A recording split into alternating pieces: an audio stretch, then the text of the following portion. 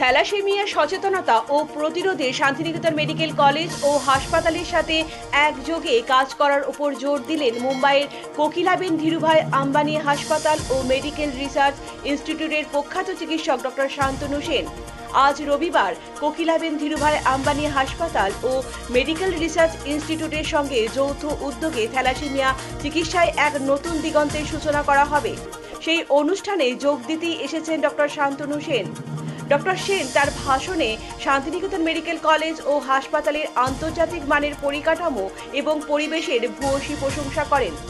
উন্নত পরিকাঠামোর কারণে এবং রোগীর পরিষেবার স্বার্থে তিনি প্রয়োজনে প্রতি মাসে নির্দিষ্ট দিনে এখানে এসে চিকিৎসা পরিষেবা দেবার ইঙ্গিত দেন। শুধুমাত্র শান্তিনিকেতন মেডিকেল কলেজ নয়, আগামী দিনে ত্রিপুরা শান্তিনিকেতন মেডিকেল কলেজেও একইভাবে থ্যালাসেমিয়া নিয়ে সচেতনতা ও চিকিৎসা বিষয়ে আগ্রহ প্রকাশ করেন। ব্যুরো রিপোর্ট, পজিটিভ বার্তা।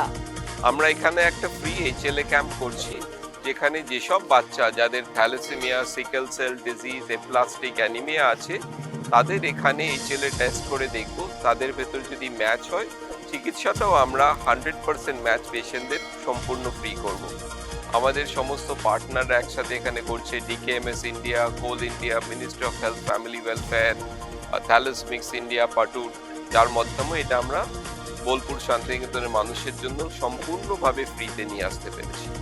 আর একটা সুখবর আছে, ত্রিপুরার মানুষ যারা এখানে আমার এই বক্তব্যটা শুনছেন, ত্রিপুরা শান্তিনিকেতন মেডিকেল কলেজেও আমরা এই ক্যাম্পটা শীঘ্র করছি। আগামী 2-3 মাসের ভেতরে আমার টিম নিয়ে আমরা ত্রিপুরা শান্তিনিকেতন মেডিকেল কলেজে আসছি, যাতে সেখানে ত্রিপুরার মানুষও এই সুবিধাটা পায়, তাদের বাচ্চারা একটা সম্পূর্ণ চিকিৎসা করে থ্যালাসেমিয়ার মতো রোগটাকে সম্পূর্ণভাবে নির্মূল করতে পারে।